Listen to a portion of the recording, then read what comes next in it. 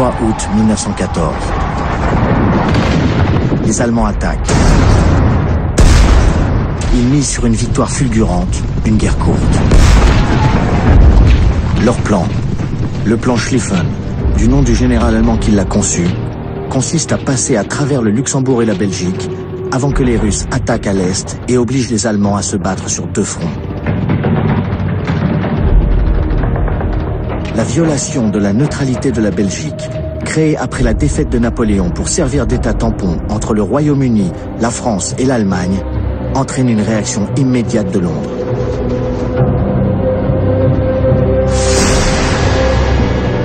L'Angleterre déclare la guerre à l'Allemagne. À l'ouest, sur 600 km de front, 7 armées allemandes, 2 millions d'hommes, envahissent la France. La première armée du général von Kluck franchit la Somme, un fleuve important pour la défense de la capitale.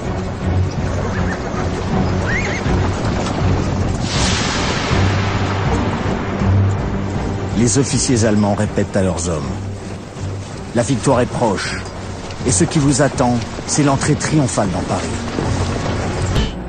Au lieu de foncer sur Paris, les Allemands obliquent pour encercler l'armée française en s'exposant à une attaque des Français et des Anglais sur la Marne. Le commandant en chef français est le général Joseph Joffre, 62 ans. Il fait lire par tous ses officiers un ordre du jour à ses soldats qui montent au front le 6 septembre 1914.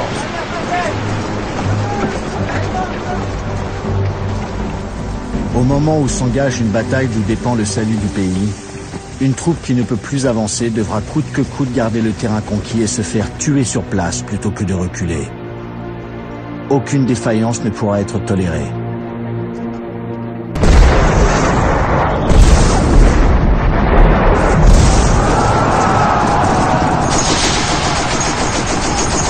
Le 9 septembre, après 3 jours de combat, Français et Britanniques sont vainqueurs, mais au prix d'une hécatombe. Les combats ont fait 200 000 tués ou blessés du côté français, autant du côté allemand.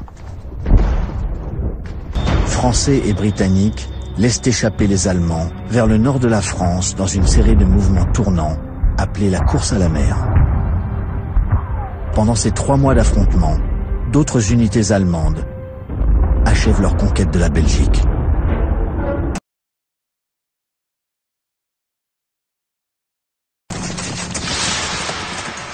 Octobre 1914.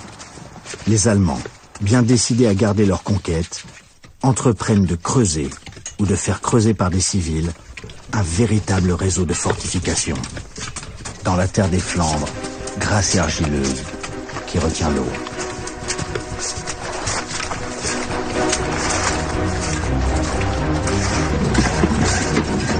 Les Allemands cherchent à rendre vivables ces termitières. L'hiver qui vient les transformera en caveaux glacés.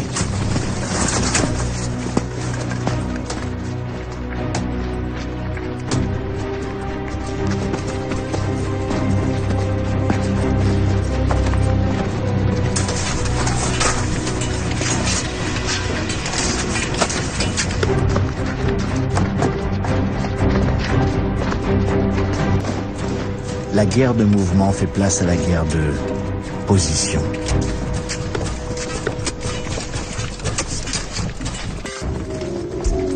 Plus au sud, les Français se contentent de creuser des trous de combat plus ou moins reliés entre eux.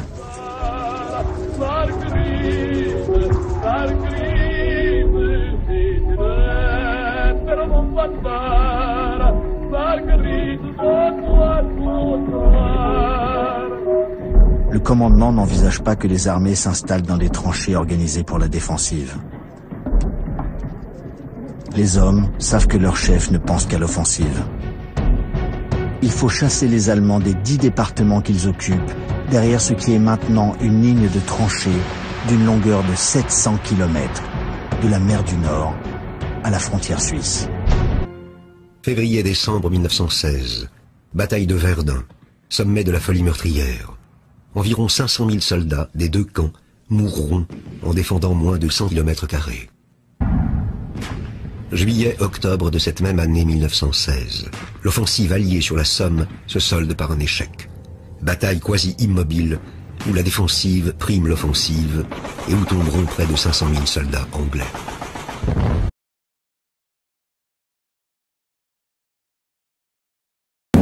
Trois ans déjà que la guerre a commencé. 3 ans de combats sans grand résultat. Quels sont les éléments qui vont entraîner son accélération? Outre-Atlantique, depuis le début du conflit, les États-Unis refusent de prendre position. Mais la guerre sous-marine imposée par l'Allemagne met en danger tous les navires, y compris les bâtiments des pays neutres.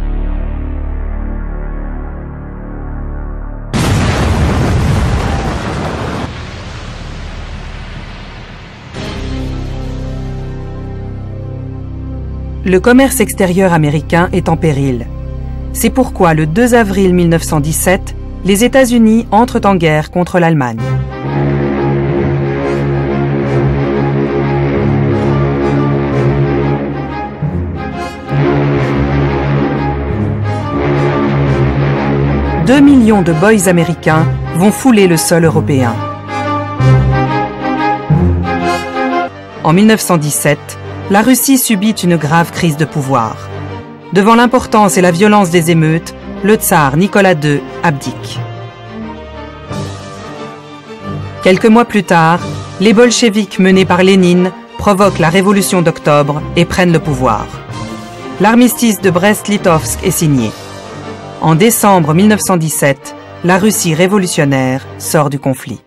Le 14 avril 1918, un commandement unique interallié est confié à Foch.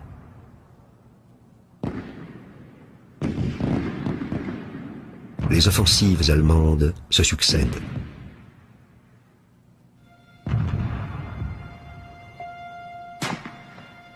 De juillet à septembre, Foch mène la contre-offensive en Champagne, en Picardie, de la Meuse à la mer.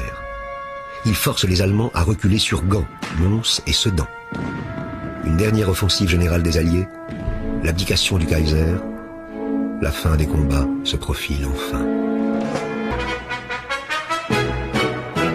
Le 11 novembre 1918, l'armistice est signé à Rotonde.